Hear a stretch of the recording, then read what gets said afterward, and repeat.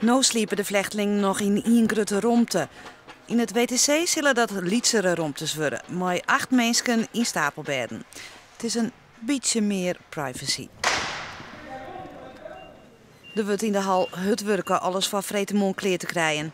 Nog een hele put, maar het gaat never schema. Jan Spoelstra van het WTC liet dus even roen.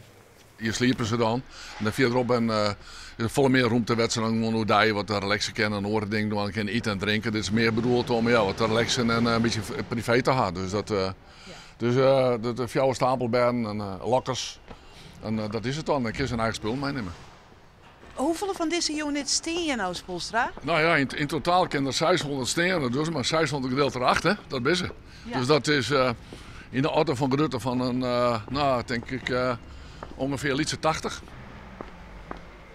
Het wordt dan verdeeld in dames en heren natuurlijk, dat is helder. En dan komen er wandjes omheen en dan met doucheblokken. Dus ja, het is vrij,